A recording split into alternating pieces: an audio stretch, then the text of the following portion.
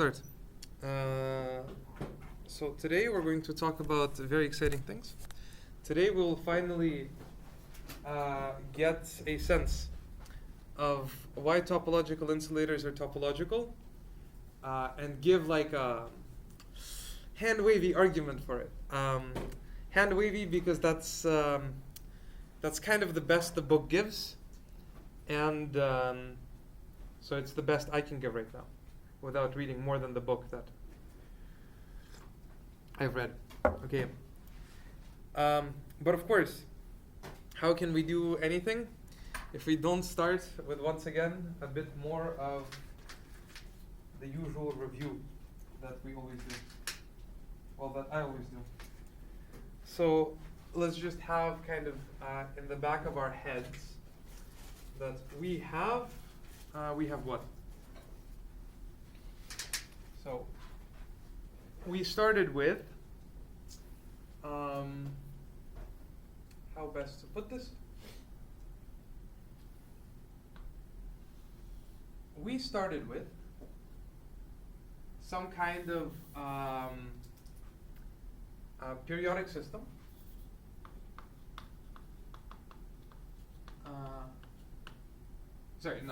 We started off having some kind of like lattice, right? Some kind of finite lattice.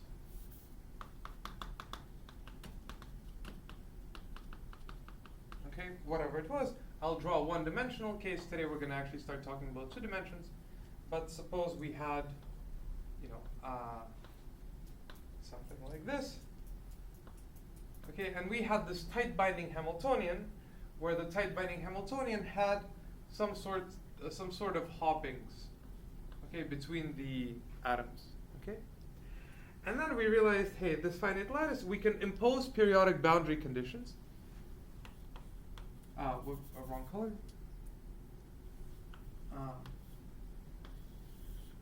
We could impose periodic boundary conditions. So say, suppose here I had some Hamiltonian H twiddle. Then after I impose periodic boundary conditions, how do I impose them? I impose them such that whatever was happening in the bulk kind of gets, that's the rule I use to impose my periodic boundary condition, right? So whatever periodicity I would see in the bulk, I would use that to kind of connect these points to these points. So actually, maybe here I should be drawing one more yellow, say, on this side. Okay.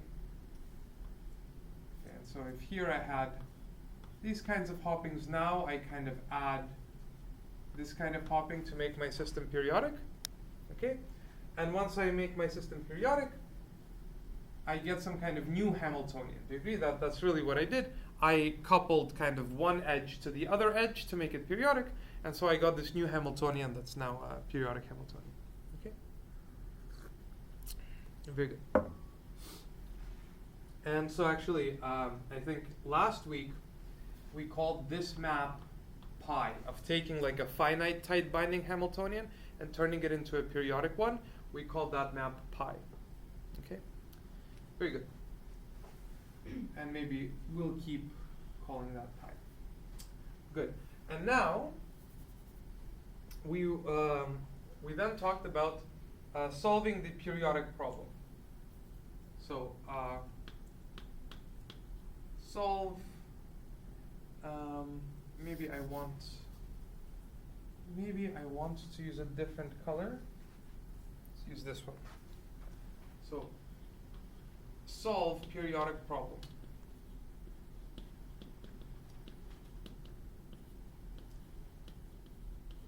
Okay. So we have these. We initially had these states alpha m. So this is alpha type of atom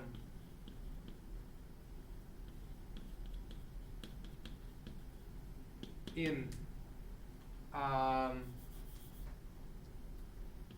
m dot 8th unit cell. very good. And then we defined these new states. We defined alpha k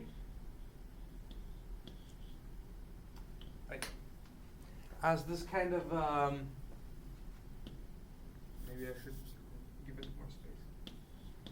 Alpha k as this kind of Fourier transform of these states.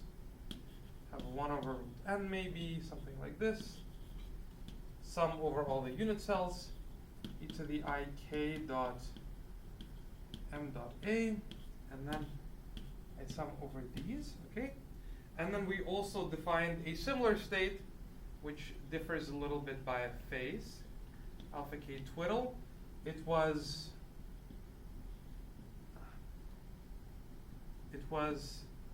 the same as this state, alpha k, but I at this phase where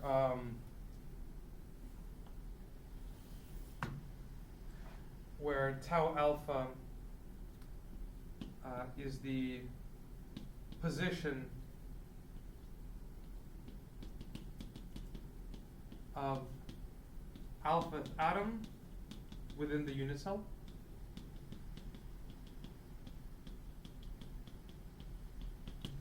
Okay. Okay. Then we realized, so by Bloch's theorem, that then my Hamiltonian could be written down, could be kind of separately restricted to each of the subspaces for a fixed k but different alphas, right? So I realized that hey, my h can be written as a sum over k of okay, alpha 1k dagger, alpha nk dagger times some Hamiltonian h of k, okay, times something like this, alpha 1k, alpha nk. So these are creation and annihilation operators, okay?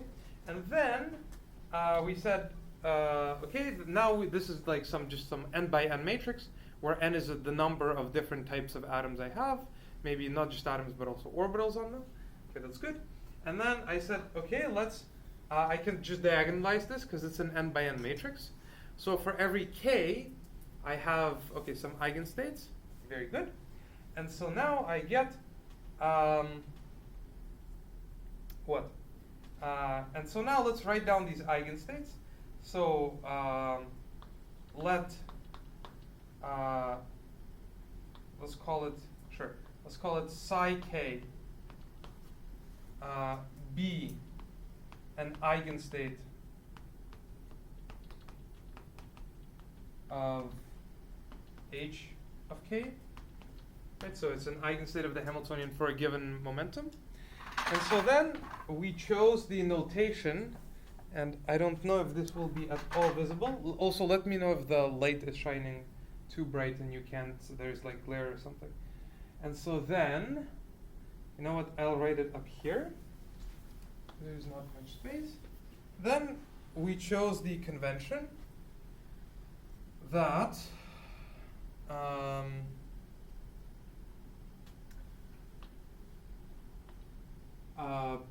psi of k, so this particular eigenstate is what? Is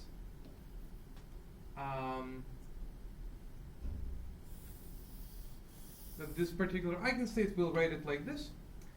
We'll say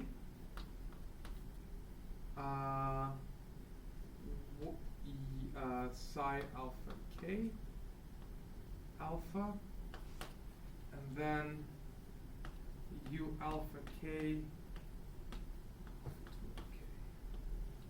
Okay. So each one of these eigenstates, right?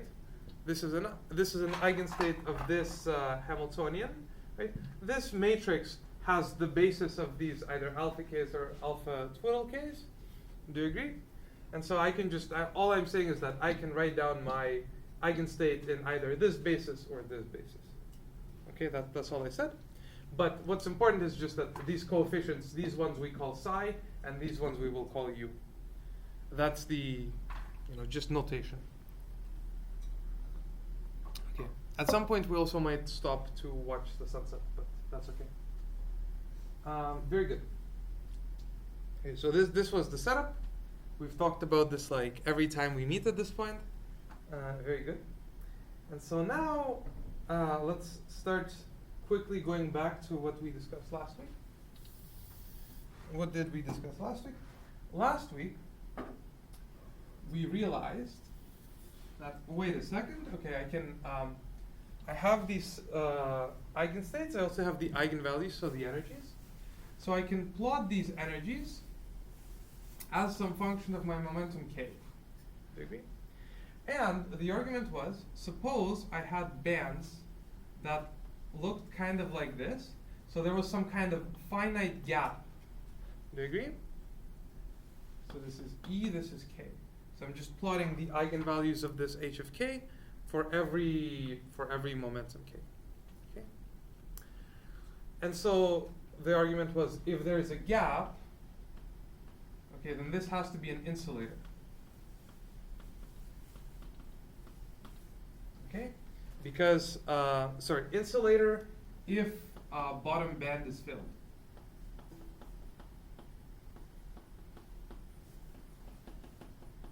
So I have, a bunch of electrons in my system. Suppose they're non-interacting, right? So then I can put exactly, one electron in each state that I have available. And so suppose for every at every point k, I have some momentum. At every point k, I have two states. Do you agree? If I have two bands like this, okay, I have two states. So then I can put an electron in either the top band or the bottom band. If I have enough electrons, then I could just fill only the bottom band and leave the top band empty. Okay? And if that happens, if the entire bottom band is filled and the top band is empty, then I have an insulator because there's like some finite energy cost that is required for a new electron to be added to the system or switch states somehow. They agree the electron can't really switch states because all the states are full. It has to go to like a higher band for some replacement process to happen. Okay? And this was the idea. And then last week, we said the following. Okay. Hopefully this will be enough. We said the following. Okay. What we can do is, we have this Hamiltonian H, right? It's some collection of matrices H of k. You can think of it that way, whatever. And then you can say, okay, where does, it was topological insulators. Where does the topology come in? And the topology that we realized we should try and look at is look at equivalence classes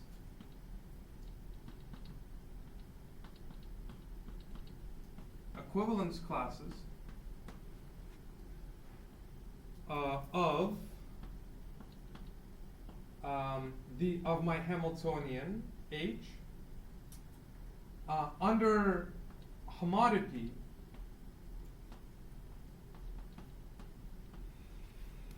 that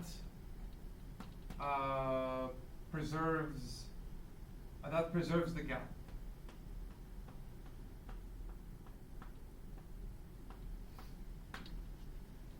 Okay, so essentially, I said that H is equivalent to H prime if there exists some function f into kind of the space of Hamiltonians with gap.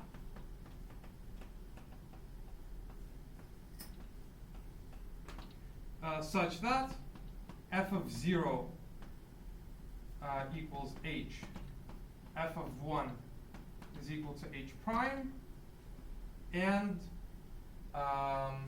and what? And f is, say, continuous or smooth, whatever you want.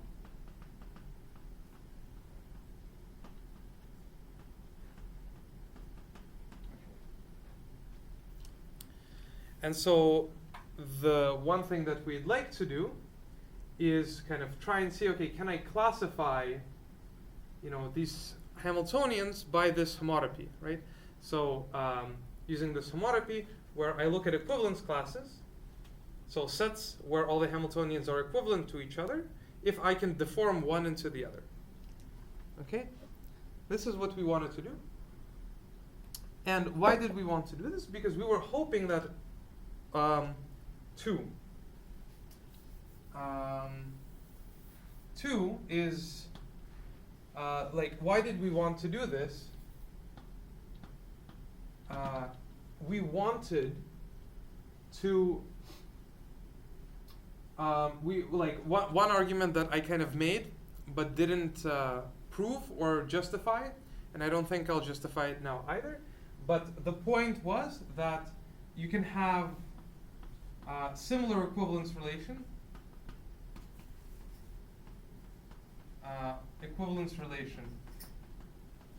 on Hamiltonians for finite lattices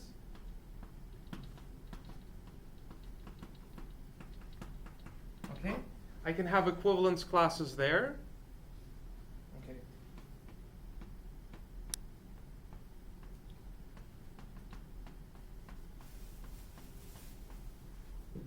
I can have equivalence classes there. And the idea was that pi, so there will be an induced pi will induce isomorphism.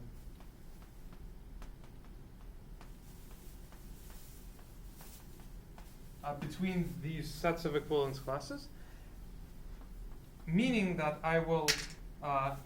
knowing the class of my periodic Hamiltonian, what equivalence class it is in, will tell me something about what the kind of finite lattice case is about. So this will give me information on finite Hamiltonian, hopefully.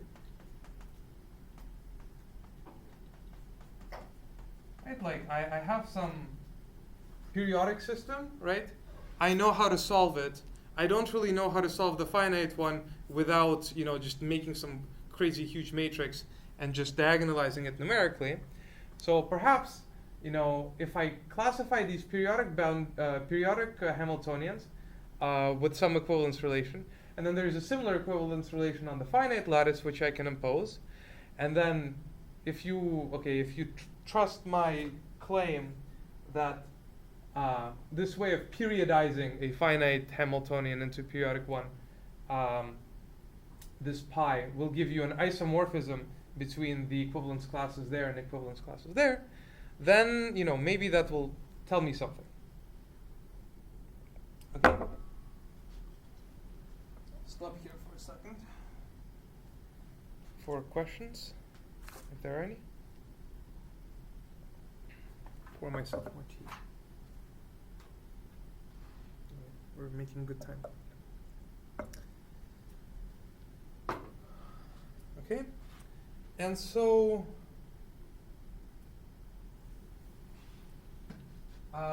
the questions are, what are we going to try and answer today? What are the questions? First question. First question is, how do I classify this up to homotopy, right? So that's the first one. So, what are the equivalence classes? How do they look like?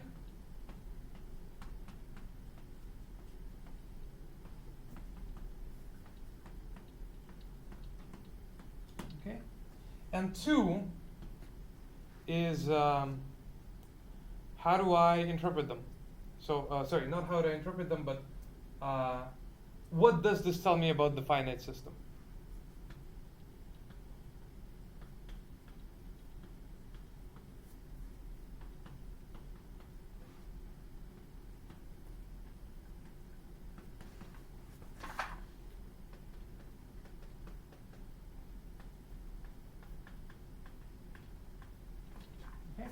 So these are the two questions we want to answer. How to classify, and what does this tell me about the finite system? So we are going to go in the opposite order. We're going to first try and see what can we figure out about the finite system from the periodic case, and then we're going to figure out what the classification should be. Okay, so we're going to go in the opposite order. I'm going to try and not spoil this team or drop too much chalk. Okay, very good. So, and now we're going to move to a are things visible on the screen? I think they're okay. We're going to move to a two-dimensional case. We're going to stop talking about one-dimensional systems. We're going to start talking about two-dimensional systems. Why? Because so I'll maybe mention this if I have time, but if I just had a one-dimensional system, then actually all two-band Hamiltonians are completely equivalent to each other in this sense, and then like many words have to be said, and then the other thing is kind of here, as we'll see, the structures we kind of get, how you interpret things differs a little bit, I think, based on the dimension of your system. And so I think all the things I'll say, I'm not actually sure how it would work for a three-dimensional system, and we'll see why in a bit. Okay, so let's consider a 2D, our setup is, I have a 2D lattice.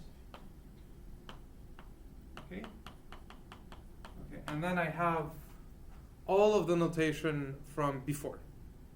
Do you agree? Very good. And so now what I want to do is, okay, I have, my starting point will be this.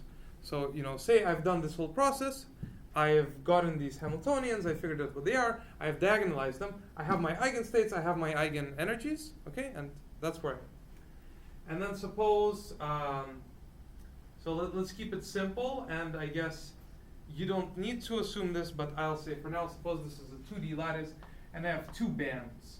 So roughly the spectrum looks like this. I have like two different types of atoms. So two bands, okay. Now, my Hamiltonian, right, it's a function of two variables, right? I have a x momentum, I have a y momentum. Do you agree? So all of my states are also kind of have two momentum indices. Do you agree? And so now, there's two momentum indices. And so now one thing that I might want to look at is say, okay, well, how do these things look like in real space? Okay, so I got some states in momentum space. I want to say, how would they look like in real space? Okay. And one thing I can try and do is kind of take the state and Fourier transform it into real space. Okay, but what I'll do is I won't Fourier transform it along kx and ky. I'll only Fourier transform it along kx, let's say. Okay? And what does this correspond to physically? Physically, this would correspond to, I have some kind of crystal which is finite in the x direction, but then periodic in the y direction. Okay? So I have something that's like there's an edge in the x direction, but no edge in the y direction. Maybe I'm gesturing this wrong, but okay. So let's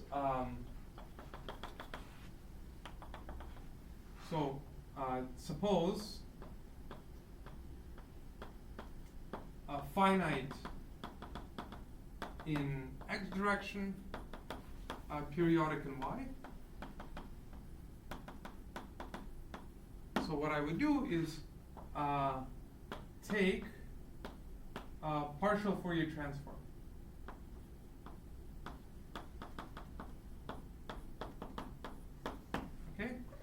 And so the book defines these kind of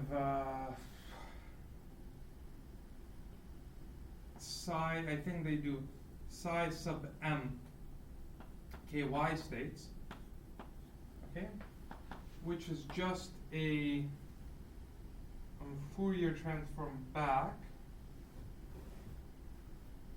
but do they do it with or without?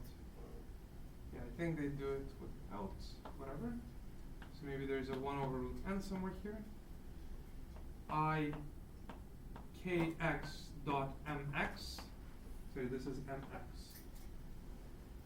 And this is a sum over kx of these states. Oh, sorry, not psi, let's do omega. Or w, sorry, this is w. No, it's wrong letter. W. W because these are Wannier states. When you take a Fourier transform, of your, it's not quite, yeah, you take a Fourier transform of your momentum states, that's called the Wannier state, something in real space. So actually, this is kind of not quite what I said, right? Because this is some sum of different eigenstates at different momentum points, but okay, that's fine. Very good. And so I can look at this. Does this make sense? So this is kind of a weird state. It has like an x position index, right? And then some y, and then some y momentum index, right? So it's part in real space, part in momentum space. Is there be a negative sign on that? Yeah, there's probably a negative sign because we didn't have a negative sign there. Very good. That's right.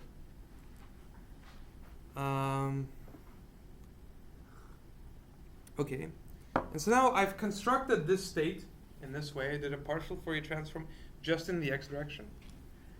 And now I want to say, okay, well, where is this state more or less localized around? Right? Like, where is this state? So what I now want to do is I want to take this state and, well, I can ask, okay, this state, where is it? It has a x position, do you agree? So, like natural kind of x position. So the question is, where is it along the x-axis? Okay, so let's compute the expectation value of x of this state. Do you agree? Very good. And so we did this calculation for a 1D case before. Do you agree? Right before reading week. Right before reading week, I did this calculation, but instead of having a lattice, so instead of having like a 2D lattice, we just had a 1D lattice. Okay? And we did this calculation. But here, actually, what you could do is you could say, wait a second, this looks kind of like a 1D hopping problem, where ky is just some additional parameter that changes how my couplings go. Okay? So if you kind of like fix a ky, you can also like take the Hamiltonian, partially Fourier transform it, and think of it as like for a fixed ky, I have a one-dimensional tight binding model. Okay? And so then you can convince yourself that the calculation from before reading week still works. And the calculation goes as follows.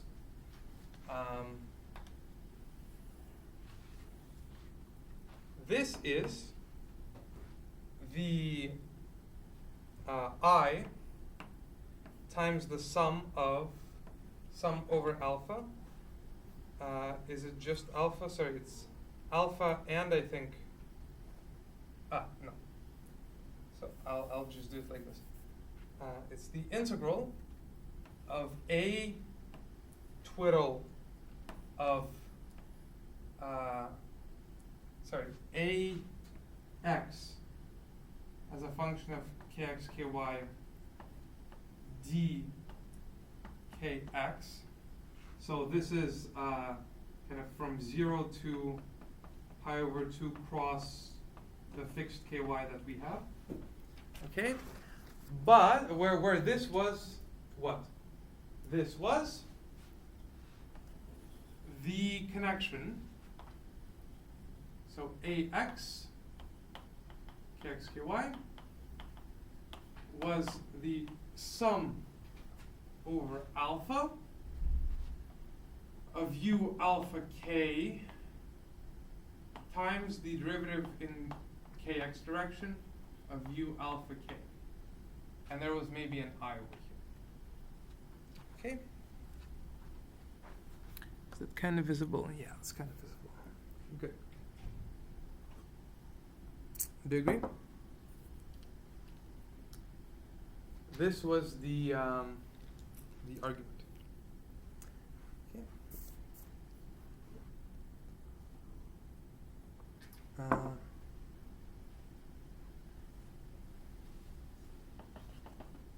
So let's see if I can maybe draw. Over 2 pi. There's maybe an over 2 pi. I'm not sure. You have over 2 pi for every k integral. Yeah, sure. Maybe.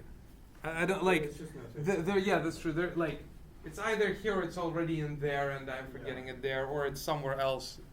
Okay, 2 pi equals I equals 1.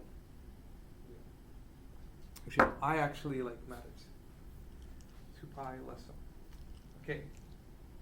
Very good. And so now you could have the following. So actually, I'll stop for a second.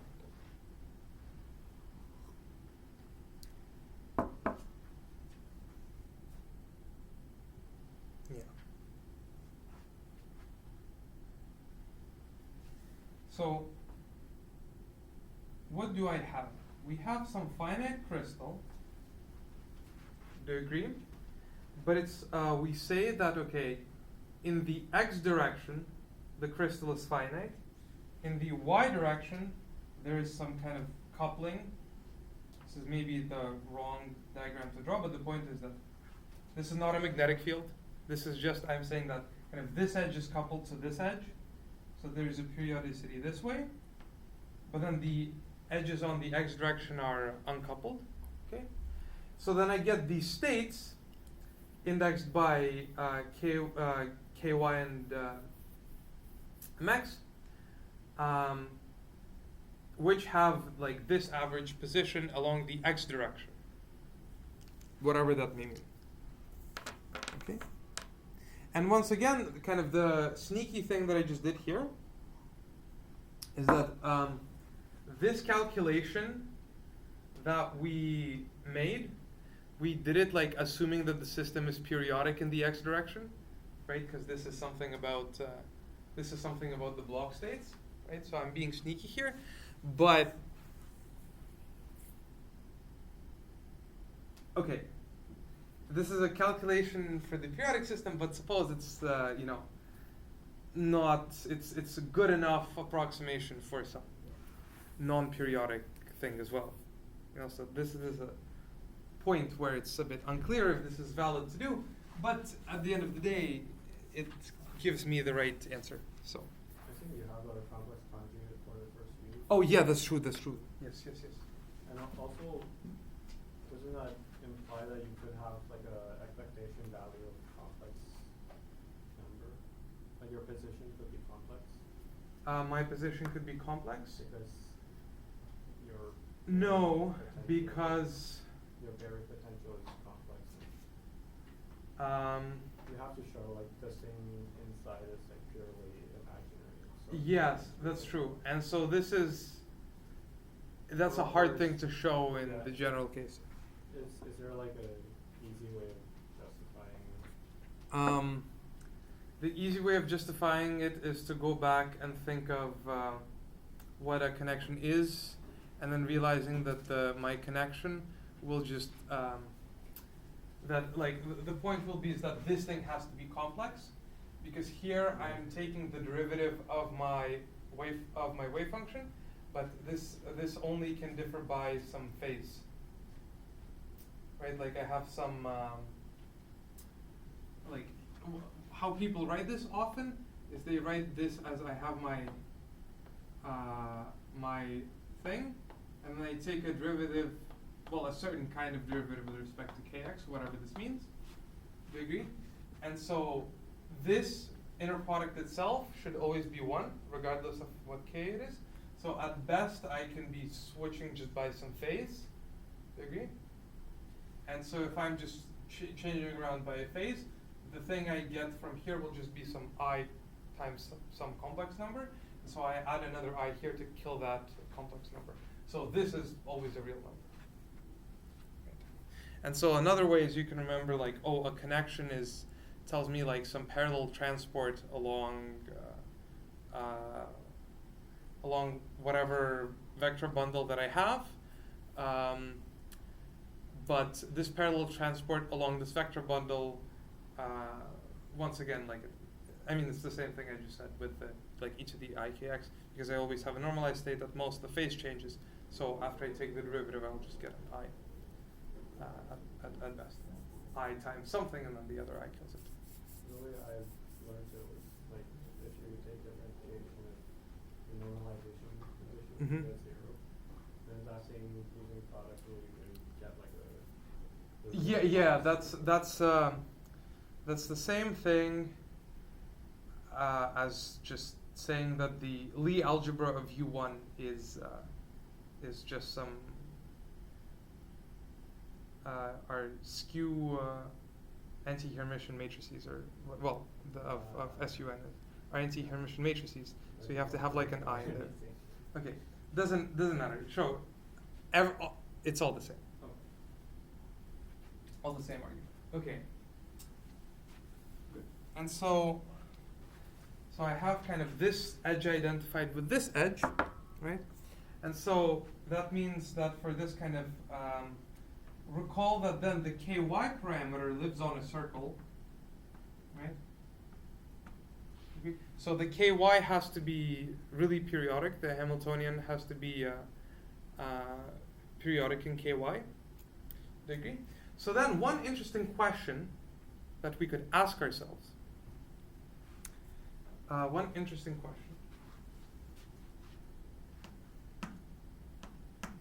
So I have this expectation value, right? That depends, that for a fixed mx, it depends on, ky. And suppose I changed around my ky from 0 to 2 pi. So kind of I started here, then went along, and then came back to the same point. Okay? Did the position of the state change or stay the same? Do you agree? Does this make sense as a question? So change ky from 0 to, I guess, to 2 pi over a, whatever my lattice spacing is, like whatever the appropriate units are for the maximum periodic thing. So I'll set a equals to 1 everywhere, so it's nice and 2 pi. From 0 to 2 pi, and then the question is, did this expectation value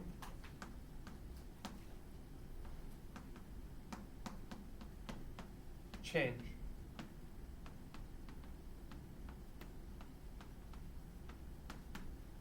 Do you agree? Okay, so how are we going to answer this? Well, we just have to compute it and realize something. So what I want to compute is mx, these are supposed to be x's here. So I want to compute just the difference between the thing at 0 and then as it kind of approaches 2 pi. So, yeah.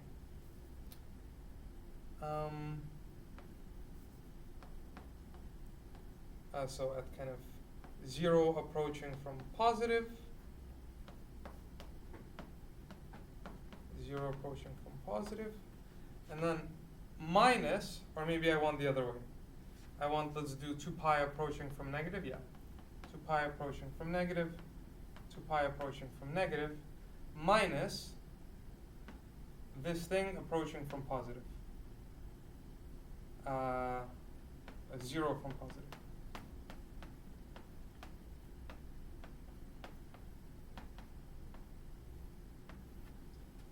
Okay? Do you agree? But this is what? This is 1 over 2 pi, and then I integrate this from 0 to, sorry, why is this pi over 2? This should be also 2 pi. Sorry.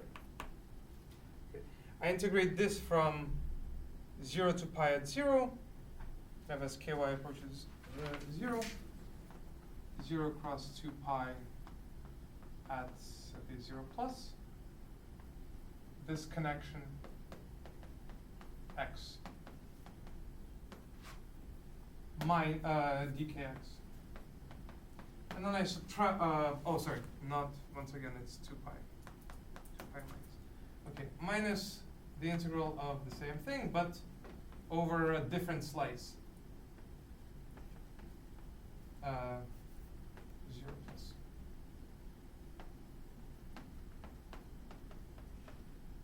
So this would be 0 plus. This would be 2, no, this is 2 pi minus 0 plus dky, dkx. Okay? Does this make sense? All right.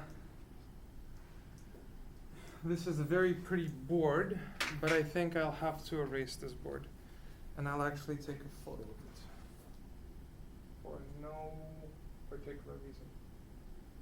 Other than my Instagram. Okay. And I'm not joking. I will never use that photo ever again. For any other purpose. Okay. So I'll erase maybe, like the notation is maybe kind of useful. So yeah, I'll erase this and I'll erase this yellow bit for now. Okay. Very good. But okay. Let's maybe continue there for another second. Very good. But now, I want to say, hold on a second. How does this whole thing look like in momentum space? Okay? How does all of this look like in momentum space? Well, like forget this, suppose the thing was finite, so let's think of this in momentum space for a second. So, in momentum space, right, I had a torus, right, where say this way was kx and this way was ky. Do you agree? And what I want to do is I want to integrate a kx ky over this slice. Do you agree? And then kind of compare it to this thing being integrated on like a slice arbitrarily close to it from the other side. Do you agree? So I want to kind of compare this circle with this circle. Do you agree? And what am I integrating? I'm integrating something that looks essentially like a one form. Do you agree? Okay. So I can define,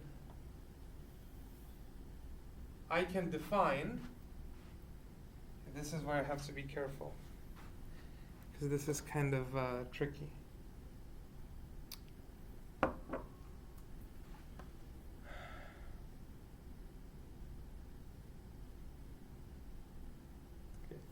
My connection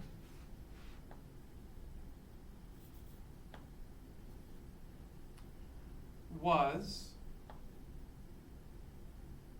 a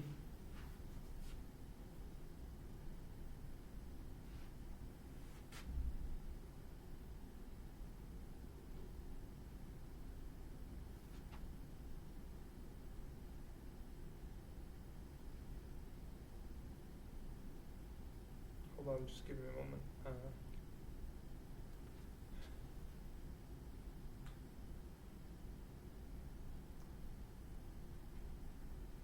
Okay, right, sure. I'll not. So, I was integrating something that was like kind of like a one form over one circle and then over another slice. Okay, so then I should be able to use what? If I want to, compute this minus this, the integral over this minus the integral over this. What should I be able to use to compute this integral or rewrite it in a different way? And maybe express it in terms of some integral of another form, which is closely related to A. I want to use what? So this is some kind of one form, unclear what kind of one form. Okay, and I want to subtract this from this. Okay. I can think of this circle and then this circle as boundaries of kind of this tube, like this. Do you agree? Okay, and so then what thing do I want to use to compute this integral? Or this? Yes, so I want to use Stokes' theorem. How do you know that the thing enclosed is not the smaller area between the two? Not the smaller area? Or you, Hmm? It shouldn't matter which one. It will matter, and it will matter because this one form is not defined on momentum space. Yes, Remember, this one form was. But then it's a problem. Which one we choose matters. Yes, because the one form really was on the. So, that's right. The one form was really defined on the vector bundle.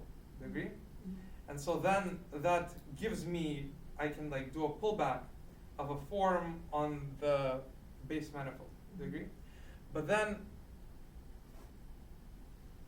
the vector bundle, so a torus always has global coordinates because okay, it does. But then this vector bundle over the torus may not have global coordinates. Mm-hmm. So actually this one form, it's defined nicely on the vector bundle, but then it might not be nicely defined in coordinates on the torus. It might be defined in some weird way, and usually what ends up happening is that if you were to write this down in coordinates, there's like some divergence at some point in the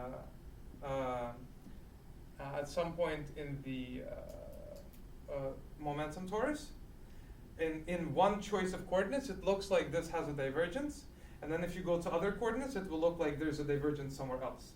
Okay, and so that's why it matters if I integrate this way or integrate this way, because this form isn't actually quite defined on this space. It's defined on the vector bundle above this. Okay, and so this is what I was like. I don't know how to quite to say this. It's a bit confusing.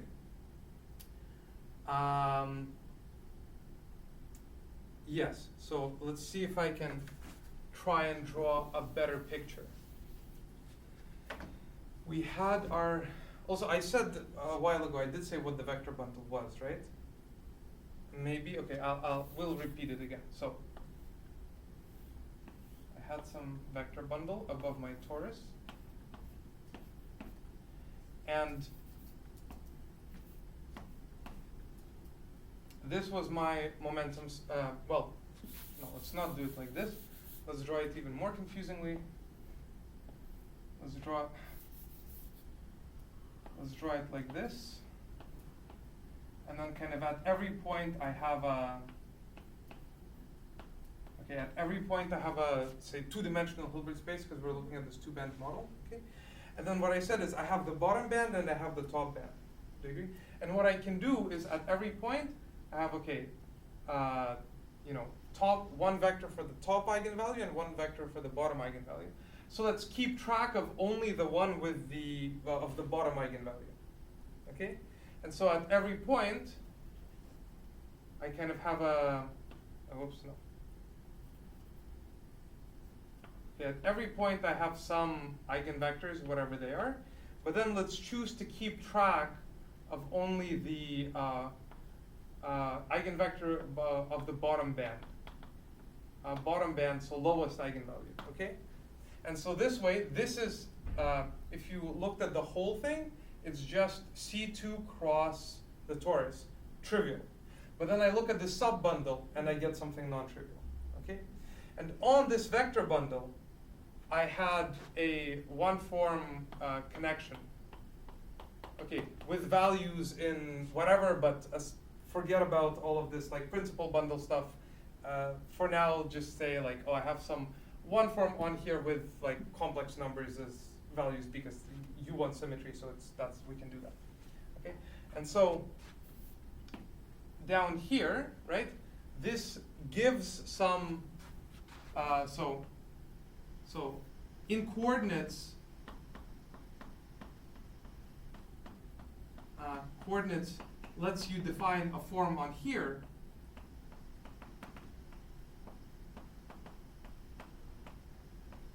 But it might not be everywhere defined because you might not have global coordinates for this vector bundle. Okay? Might not be everywhere defined. Okay? And then you can switch to a different coordinate system to make it defined and then work that way. And so then what we want to do is we want to kind of integrate this one form over here and then integrate this one form somewhere over here, right? And then take an integral around this way.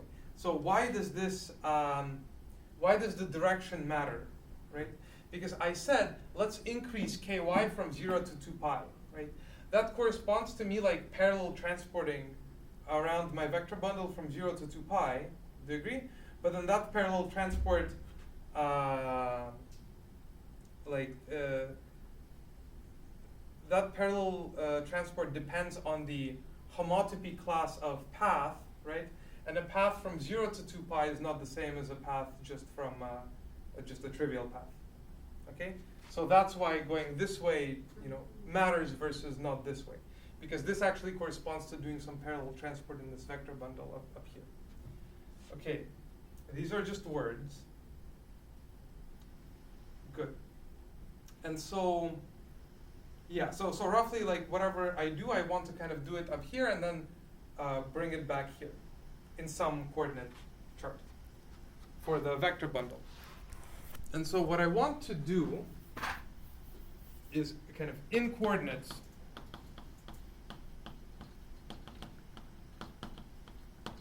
I want to compute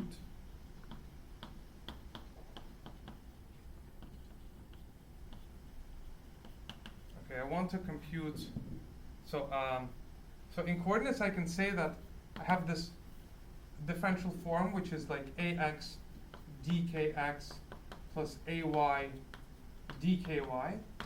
Okay, and this is some differential form. And I want to integrate over S1 kind of at 0, a, and then subtract the integral of a at kind of the circle at 2 pi minus. Sorry, I keep 2 pi minus should be here, 0 plus should be here, okay? But then the argument is that this should be integral over the whole torus of d of a, where this d of a is kind of, you take d of a up here and then locally bring it back in coordinates. You may need to do this in different coordinate patches, okay? And so this is kind of the tricky thing that took me a long time to understand, is that it's like, oh, I'm taking an integral of an exact form over a manifold with no boundary. Why would this ever be non-zero? Well, it's because this thing is not actually like defined everywhere on here. Everywhere on here, it's defined everywhere on here, but then there may not be global coordinates. Actually, maybe let's take a moment to look back out the window and look at the very, very pretty sunset. Okay. I'll give people a moment to ask questions. Questions?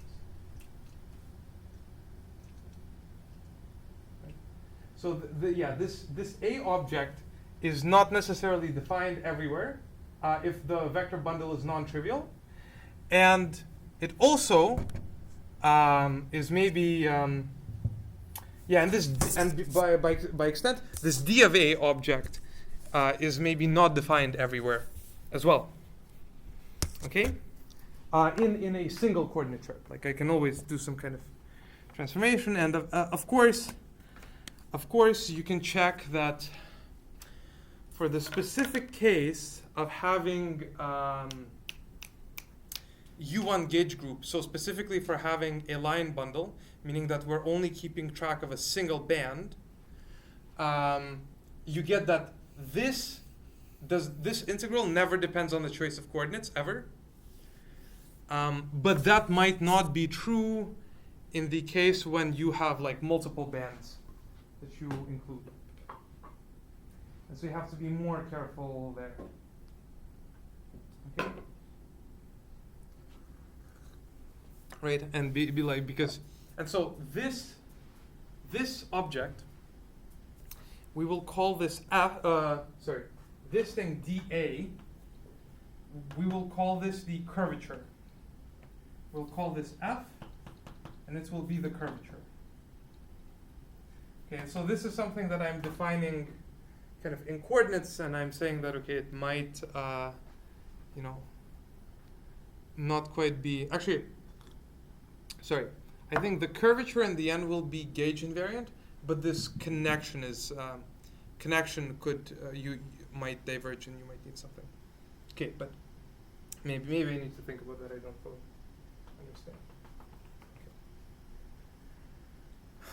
Okay, does this make sense? This is the idea. Okay, and so now let's, okay, and so this integral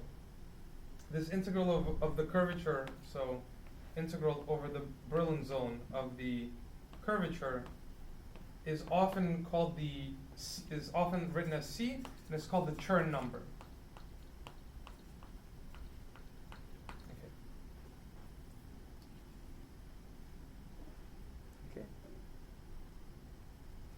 Okay. And this is like the usual differential operator.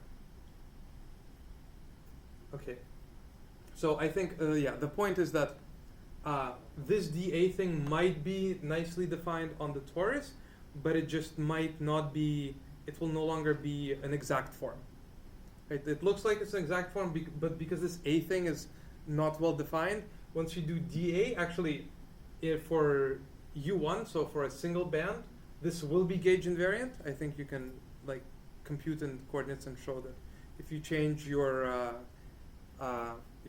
gauge, so multiply everything by some phase, then this thing will actually be invariant under that, and so will be nicely defined. But then it will not necessarily be an exact form because it doesn't come from an A that is defined on the Berlin zone everywhere. Okay. Beautiful. So now, and the other fact is that this is always a this integral. This is some difficult proof, I think, actually, is that this integral is always an integer. Well, maybe with like a factor of 1 over 2 pi or whatever, but yeah. And so this is the story. So let's see what the physical interpretation of the story is, and then I'll say some words about how this helps us classify things. I think the integral is defined as C over 2 pi. C over 2 pi? That's the integral. C is integral. Okay. And then C would be the integer. Yeah, sure. Oh, wait, Wherever you want to add the 2 pi, yeah, that's right. yeah. Wherever you want to add the 2 pi, add it. Okay. Good. Can I ask a question? Yes. Maybe you didn't answer this. Maybe it's a dumb question. But are these Hamilton classes that we discussed somehow related to phases? Phases of what? Like, because Oh, phases of matter. yes. This not, is not necessarily matter, but of the system. yes. This is exactly the point that I'm trying. We'll get to like right now. Okay. Exactly. So the two questions were, what are mathematically these equivalence classes, and what does it say about finite systems physically? Okay. Do you agree? And so we're about to say what it's going to say about finite systems physically, roughly, in like heuristic terms, and then we're going to make a statement that this actually classifies everything we want to classify with no proof, and then we'll end it there. Okay? Okay. And now, this is something that maybe I should write down somewhere what I'm going to say, but maybe I won't, and then I'll write it down next week instead. So, right. This whole thing,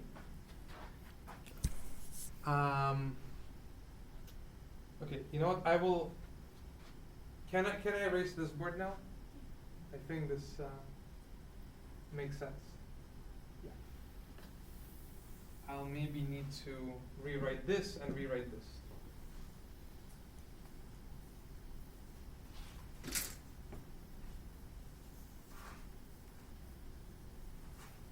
Okay.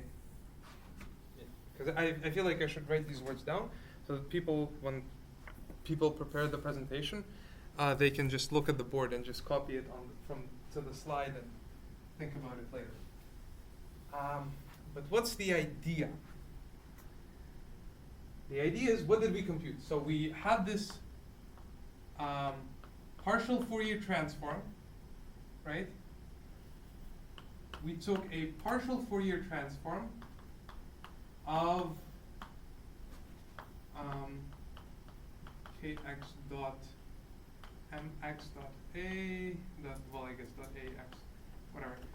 Partial Fourier transform of my actual momentum eigenstate, do you agree? And got something that's like has a position and then has a momentum index, do you agree? And then we realized that if I drag this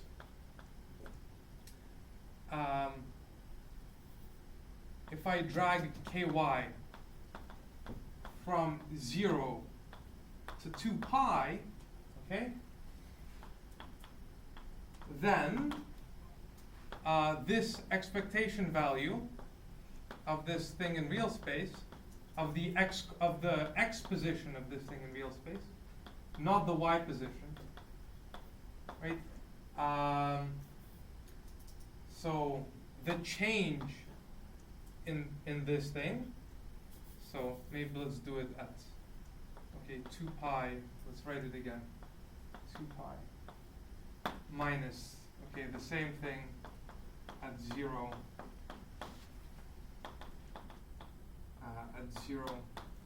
okay, this change is given by the,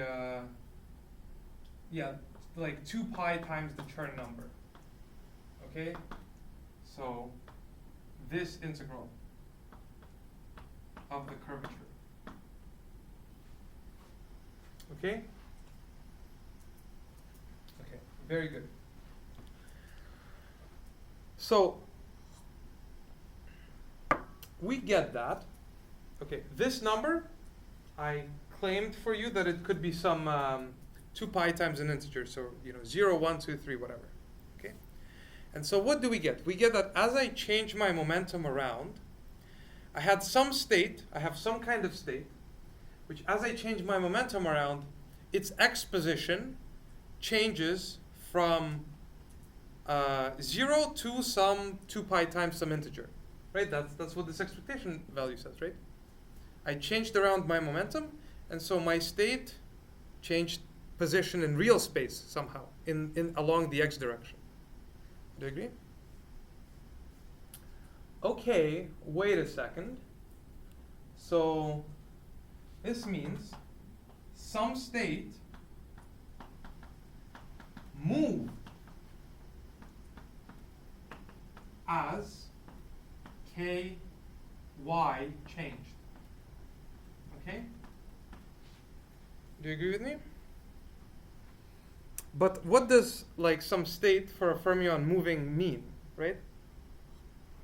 I can interpret this as I have some electron moving in the x direction as the ky momentum changes, right?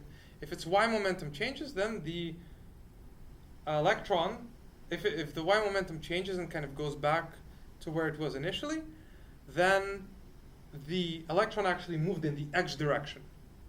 Okay, went around in the x direction once. Do you agree? So this means, and this is kind of strange, that so if is not zero, this means I have some state moving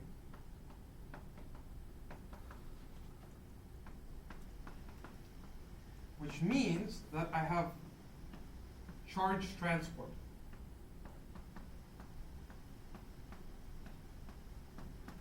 Okay? So this means I have some current in some way. If my momentum was to move in some periodic way, I'd have some charge transport. Okay? That's good. But then you're going to be like, wait a second. I thought you said that, you know, in a periodic system, do you agree?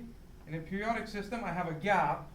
If I have a gap, then I cannot have, you know, any charges moving. Do you agree? That this state cannot be, that this can't happen. So what's happening? The answer is simple. Well, the answer is hand wavy, but simple. So I said that this is what? This is K and this is E. Do you agree? This is a momentum state. These are momentum states.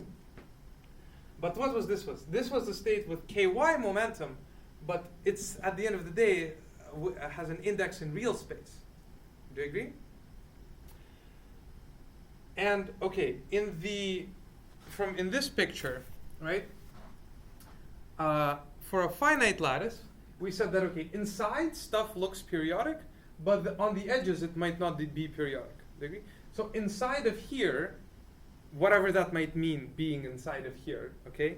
Inside of here, it looks like being there should look kind of like this. Do you agree? But on the edges, it can look like whatever. And so the main argument is then, this means that this omega x state has to be on the boundary.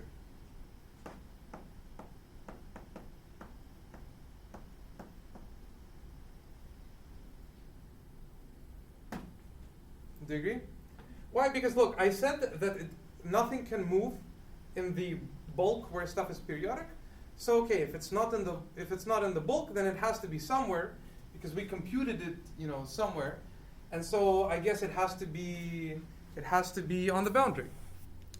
And this makes sense because what did I compute? I computed this as a partial Fourier transform in the x direction. So I can move around along the x-axis, but then there's no sense in which this is somewhere on the y-axis. So that makes sense, right? I had this picture before. I had that this was identified like this. Do you agree? So I could kind of move here, but there is, like this state, there is no sense in which I can place it somewhere inside the bulk here, like just kind of intuitively from me doing only a partial transform in x. So okay, I mean it makes sense it's on the edge because I only have an x coordinate, and so the natural place to put it would be on the edge. Okay? Do you agree? But then you might say, wait a second, you know, you could have, we did this computation for the bottom band. Do you agree? This whole computation was, I only was considering states living in here, not the states in here. If I also included states in there, then I would have a state kind of on the other edge. Do you agree? But I'm assuming I only fill the lowest band with all of my electrons. So kind of, there are no electrons in these states. So then I truly do only have like electrons on kind of one of the sides, I think. I think that's the right argument. Okay, but yeah, so do people kind of intuitively see that, okay, we did this computation. If this is non-zero, then I should have some kind of charges moving. And wherever they're moving, that means they have to be moving on the boundary. Do you agree? Okay. Now, what I can do is, here I made a choice. I decided to only partially Fourier transform in the x direction. Do you agree? I could have equivalently chosen to partially Fourier transform in the y direction. Do you agree? So, do same thing, but Fourier transform in the y direction. Okay? And then what I could have done is I could have computed the expectation value of my at 0 plus kind of 2 pi minus for x, with y, the y coordinate, and my with 0 plus, like this. I could have computed this expectation value. Do you agree? And there, there the integral was what? I was doing an integral like this and compare it with an integral like this and taking some limit when they get close. Here, I would be doing an integral kind of like this, do you agree? And then kind of going like in and out, and then comparing it with an integral like this, and kind of shrinking this thing. But, wait a second, this integral, like this, is going to give me the same integral as this. Do you agree? So this is still going to be the exact same Chern number. It's still going to be this integral over the Brillouin zone of the same curvature f. Do you agree? So this means if I have stuff going around kind of on the x edge, I have to have stuff going around on the y edge as well, by precisely the same argument. Okay? But inside, in the bulk, I have to be an insulator because of this earlier hand wavy argument I said that if I have a gap, charges cannot move. Okay? Because on the inside, it looks like I'm periodic. Do you agree? But then I see something has to move, so I guess it has to be on the edge. Okay? So we already got a physical result, and this is precisely the point of topological insulators. The topological insulators, if you were at Jen Kano's talk 3 years ago in the physics department, which I was, that's when I first heard of topological insulators. And she of course didn't talk about all of this, but what she did talk about is she said, topological insulators are this kind of material where inside, in the bulk, it's insulating, but then if I cut it, it's going to be, it's insulating on the inside, but then it can conduct electricity on the edges, but the electricity cannot go inside. But then, you might say oh, I can do that. I can take a rubber ball and wrap it in some metal, and that will also do that. But then, no. The point here is that if I took a topological insulator, I cut it in half, right? Then each piece on its own is an insulator inside, but conducts electricity on the outside. Okay? And this is what we've just shown, right? This kind of, shown using various arguments that, in principle, if this integral of this quantity is non-zero, then I could have different behavior, okay? And then this is the other thing is, if this integral is 1 or 2 matters, because this means that in one kind of cycle, the charge moved either 1 unit cell or 2 unit cells, right? But that's exactly the current, right? Current is how many particles pass through per second. Do you agree? If I move twice in the same kind of time, that means I have more current moving faster. So the way the charge flows is different. Do you agree? And so these are precisely the different phases of matter that we get.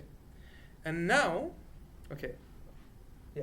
So we answered this second question. We said something about the periodic system, right? And then we computed something.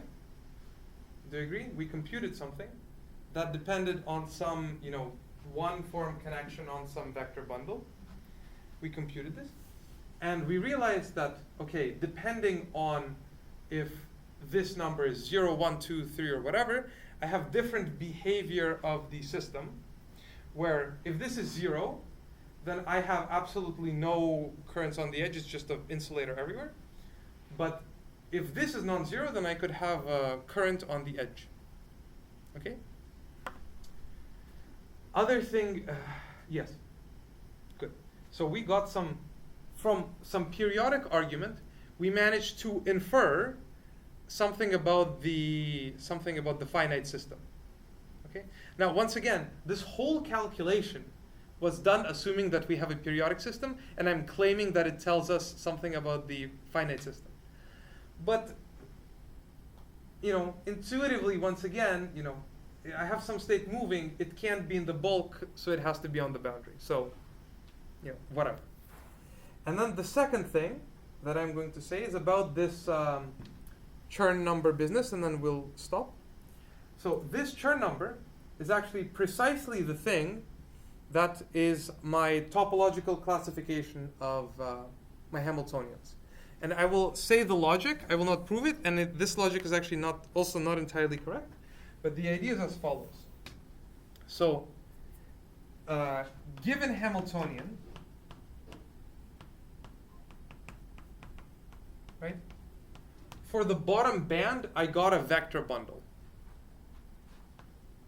Got vector bundle for Hamiltonian. Okay.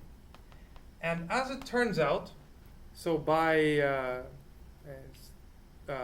Chern-Weil theory, it turns out that this kind of Chern number, if I have a connection on a line bundle, I can always compute this kind of Chern number. And it turns out that this Chern number fully classifies all of the line bundles over two-dimensional surfaces. Okay? So Chern number classifies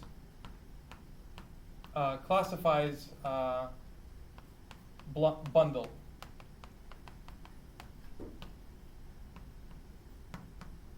Okay? But then you can say, wait a second. If one Hamiltonian was homotopic to another Hamiltonian, then surely one subbundle would be smoothly deformed into another subbundle as I change the Hamiltonian. Do you agree? So classifying the vector bundles would be sufficient to classify these Hamiltonians. Because if those two are homotopic, then you know that the bundles have to be homotopic. Okay? And so the answer kind of to this question is, what are the equivalence classes? It's precisely the equivalence classes of kind of line bundles, well, not quite, almost the classes of line bundles over the torus, because this really is, this is saying something one way, not necessarily the other way. And that's where you have to be careful. But yeah, we use this Chern number to classify the vector bundles, which helps us classify the Hamiltonians. And the physical implications is, if the vector bundle is non-trivial, meaning that there are no global coordinates, meaning that this A thing is not nicely defined on the base space, right? There aren't global coordinates for the vector bundle, so I can't globally pull this back to A. Then I get some current on the boundary. Okay? Right, and so this is the other thing. If this vector bundle was topologically trivial, right, I can give it global coordinates, then I can, in like a really easy, dumb way, choose a section and then bring this one form down into an explicit one form defined globally on this torus. But then if I have this bundle defined globally on this torus, taking an integral d of A over the whole torus doesn't have a boundary. This integral would have to be 0 by Stokes' theorem, right? Because this would be an integral of the of d of A over something with no boundary. And so by Stokes' theorem, that should be 0, because you would want to then integrate A over the boundary, but there's no boundary, so you should get 0. And that is assuming if A was globally defined on here, which happens if you have global coordinates here. So topology is trivial, means that this integral is 0, nothing happens. Topology is non-trivial, right? Then A is not globally defined everywhere. When I do D of A, I get something that's not closed form. Sorry, not an exact form, and so this integral is not 0. Okay, yeah, you can head out. Okay.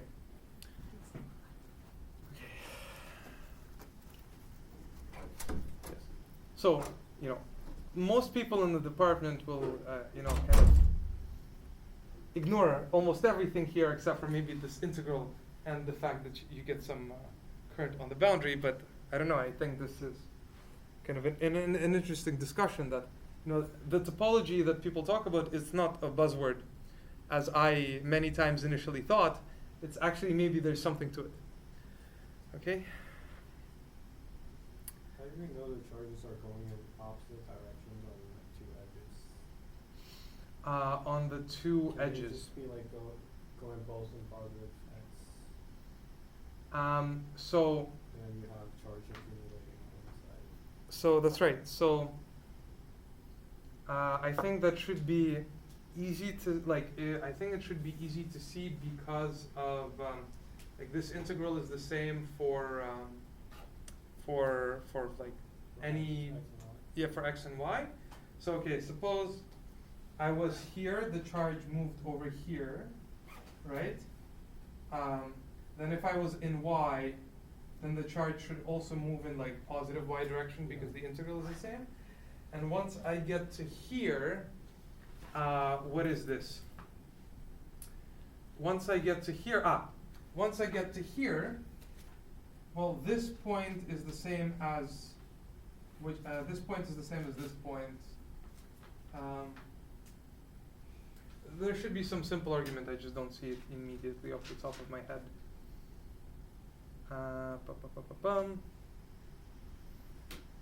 Like something should break if it went the other way.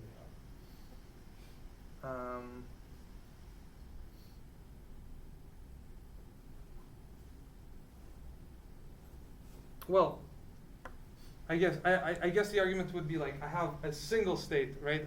We found one we found some state that can go from here to here, and then if it's I'm not sure how to I'm not sure how to make this argument right now, especially because it's not that because I have many of these mx states, right? And so this expectation value itself is not gauge invariant, but the difference over one ky cycle is. And so actually this is the other thing you might be saying, like, okay, what is this ky cycle? Like, why does changing around ky actually mean anything? And then you can understand that in a semi-classical way. But I think I'll leave this for next time because I've said many things. But yeah, I think there should be some simple argument where you just kind of look at look at what is increasing in what direction, and realize that this is this integral is the same for both cases. I think I thought something which is if you have your turn number negative, you would go in the opposite you direction. go the other way. Yes. And you can also see it as the curvature having x and y swaps. Yes, that's right. And so you have a That's right. But That still doesn't solve. It doesn't fix the problem. Yeah, that's right. But actually, no. It You can does. have from you can have a. So it does fix. Yes, it does fix this problem. Why? Because once again, you think of everything as being periodic. Yeah. Do you agree? And then you want to make sure you're choosing the right orientation somehow. Yeah. So like a single orientation everywhere. And I think going like this would give you this kind of, if you had the right orientation, going this way would be equivalent to going this way somehow. But that is maybe not, yeah, you're right. there's something to say about this. But yeah, I think you'd have to go back to a fully periodic system and Or somehow maybe when glue it. you wrap it back to a periodic system, the curves Yeah. will cancel, so they must become opposite directions. Yeah, that's right. Because when you wrap That it, should it's work. trivial. No, no, Like, no, I no, no, mean, no, no, like, no, okay, no. no, that's not right. Okay, that's a good question, but I'll stop recording.